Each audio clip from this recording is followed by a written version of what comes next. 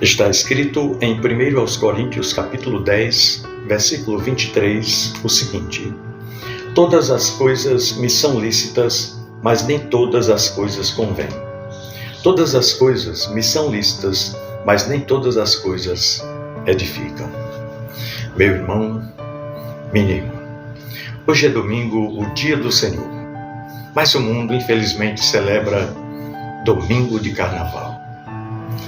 Nós vivemos em um tempo em que a alegria é constantemente buscada, mas raramente encontrada de forma, duradoura. A sociedade moderna corre atrás de experiências intensas, de emoções fortes e de prazeres imediatos, como se fosse possível preencher o vazio da alma com barulho, com euforia, com excessos. Nesse cenário, o carnaval se apresenta como um grande símbolo dessa busca. Dias de festa, de cores, de música alta, de multidões, de liberdade sem freios, de uma promessa implícita de felicidade instantânea. Nós vivemos dias em que a palavra liberdade é repetida como um mantra, quase como um dogma inquestionável. Liberdade virou sinônimo de ausência total de limites, de fazer tudo aquilo que se deseja, na hora que se deseja, do jeito que se deseja. O discurso é muito sedutor, é envolvente, emocionante e, eu diria, atrativo até. Faça o que você quiser.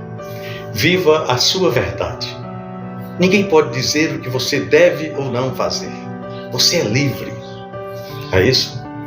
Essas frases ecoam nas redes sociais, nas músicas, nas conversas cotidianas e moldam a mentalidade de uma geração inteira que aprendeu a confundir liberdade com ausência de limites, com ausência de responsabilidade.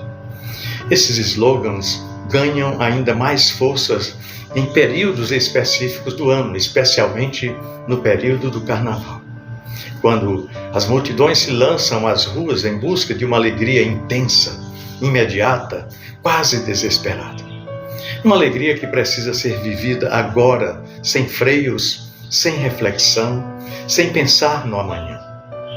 E durante alguns dias parece que tudo é permitido, que tudo é aceitável, que tudo pode ser relativizado. É como se a consciência fosse colocada em pausa e os limites fossem suspensos em nome da festa, em nome da folia. E aqui é necessário respirar bem fundo, diminuir o ritmo, fazer uma pausa interior, porque quando o apóstolo Paulo escreve que todas as coisas são lícitas, ele não está falando com pessoas que não conhecem a Deus. Ele não está dialogando com incrédulos, nem com pagãos, nem com quem vive distante do Evangelho, da Palavra de Deus. Ele fala com a igreja. Ele fala com gente que já experimentou a graça de Deus, com pessoas que entenderam que não vivem mais debaixo da condenação da lei, mas debaixo da liberdade que Cristo conquistou na cruz do Calvário. E justamente por isso, o alerta do apóstolo Paulo é tão sério e tão pertinente. Muito profundo e muito atual também. Ele diz, em outras palavras, nem tudo que eu posso fazer, eu devo fazer. Nem tudo que é permitido, me convém fazer. Nem tudo que me dá prazer no momento, vai me edificar no final. É simples assim. Existe uma diferença enorme entre ter permissão e ter discernimento. Existe um abismo entre liberdade e sabedoria. Existe a atenção do cristão maduro. Pois é, não viver perguntando apenas se algo é pecado ou não, mas questionar se isso glorifica a Deus ou não. Não perguntar somente se é lícito, mas se preserva a alma. Não decidir apenas com base no desejo imediato, mas à luz das consequências espirituais, emocionais, familiares e eternas. A maturidade espiritual começa quando nossas perguntas mudam. Corinto, a cidade para onde o apóstolo Paulo escreveu essa carta, era uma cidade, era um retrato muito parecido com o mundo atual. Uma metrópole pulsante, rica, culturalmente diversa, marcada por pluralismo religioso, imoralidade sexual normalizada, festas pagãs frequentes, culto ao prazer, prostituição ritual e uma sociedade que idolatrava o corpo, os impulsos e os desejos.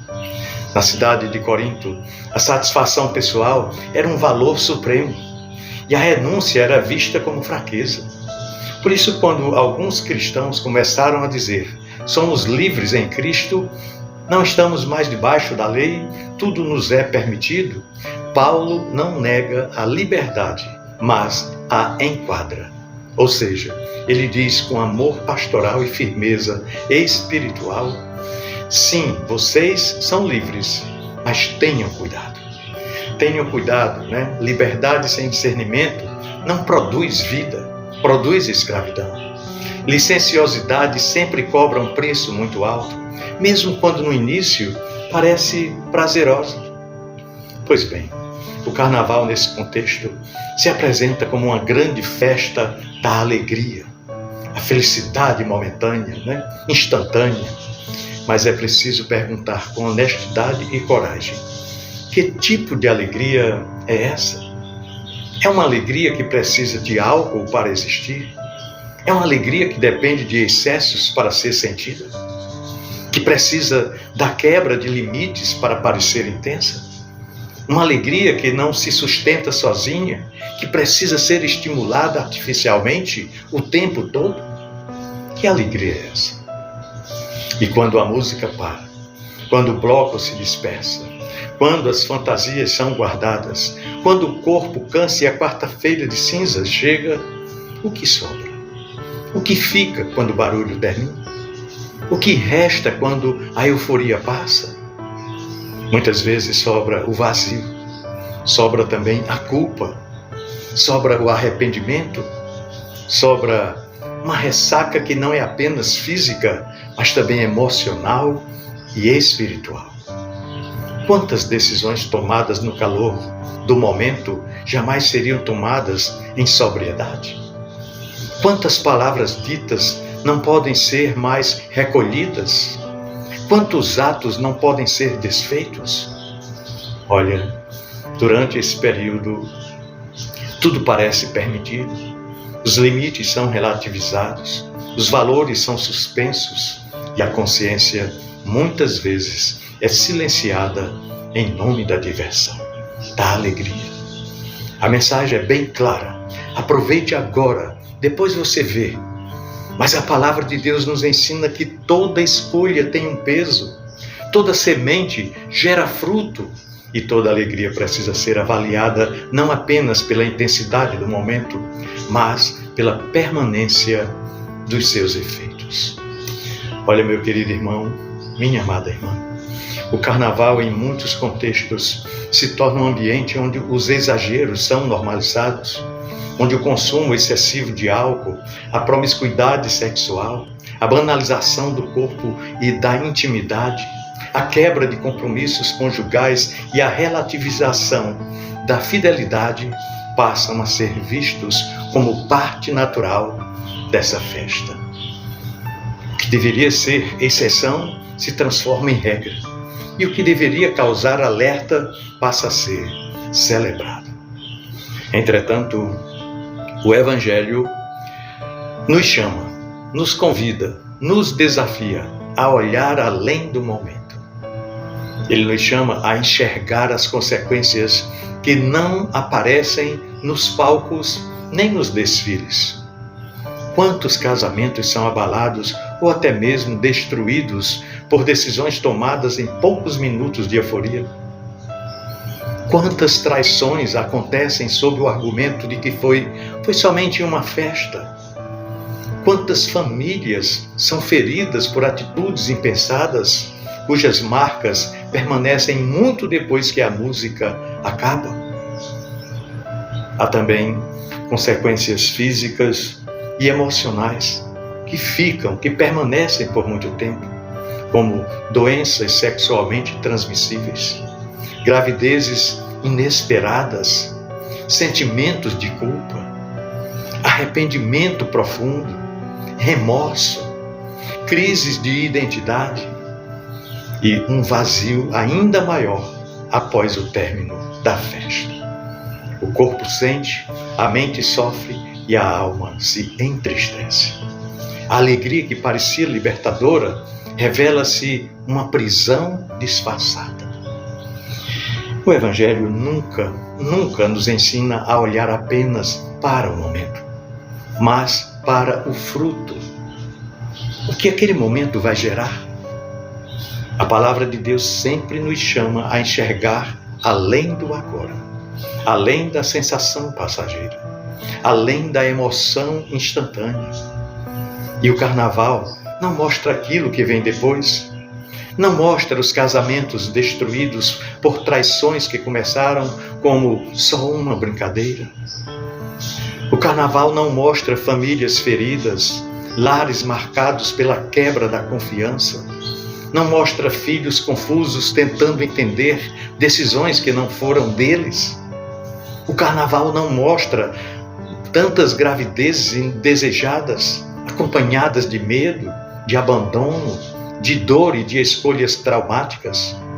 O carnaval também não mostra as doenças sexualmente transmissíveis, adquiridas em relações sem compromisso e sem responsabilidade.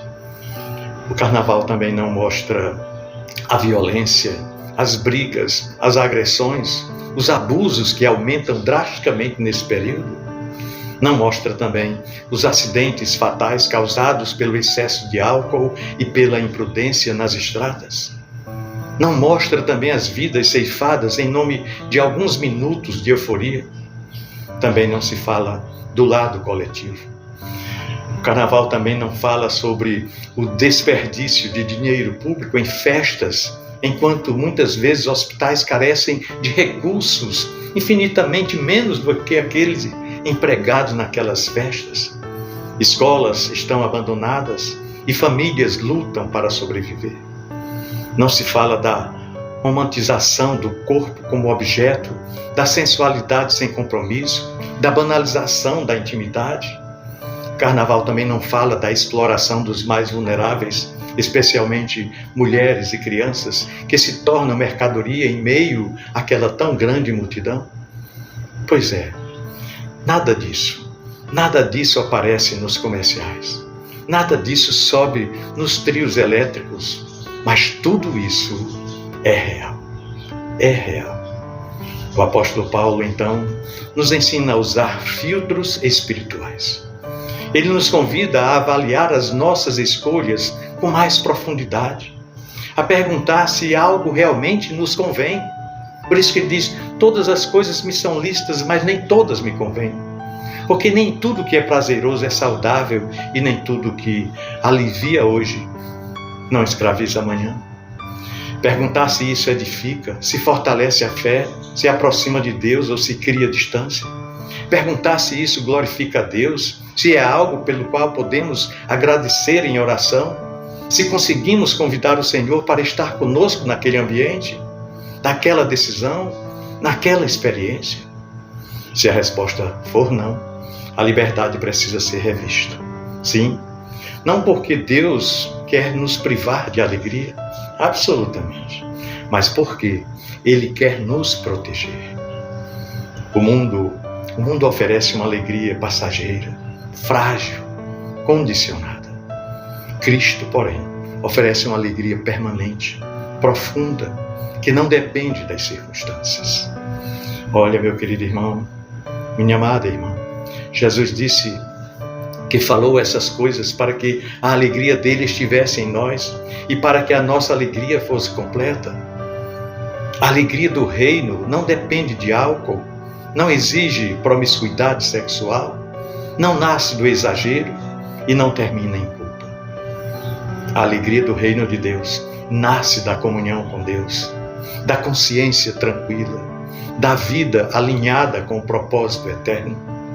Talvez alguém até possa dizer, no fundo do coração, mas eu sou livre, E é verdade, todos nós somos livres. Você é livre, livre para escolher, mas não livre das consequências. A pergunta que define nossa maturidade espiritual não é o que eu posso fazer, mas o que honra a Deus. Não é até onde posso ir, mas o que protege a minha alma. Não é o que me dá prazer agora, mas o que deixa um legado e não cicatrizes. Pois bem, o Evangelho, ele não nos chama para uma vida sem alegria. Mas o chamado do Evangelho de Cristo é para uma alegria verdadeira, perene. Uma alegria que não precisa ser anestesiada, nem escondida, nem explicada no dia seguinte.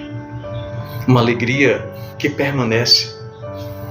No fim das contas, o que governa as nossas escolhas, as nossas ações, não é o calendário, nem a cultura, nem a pressão da multidão. É o coração. E maturidade espiritual não é viver sem limites, mas escolher limites por amor a Deus. Porque nem tudo que é lícito convém. Nem tudo que é permitido edifica. E nem toda alegria vale o preço da nossa alma. Essa reflexão de hoje, especialmente para o domingo de carnaval, como o mundo chama, é um convite à reflexão sincera.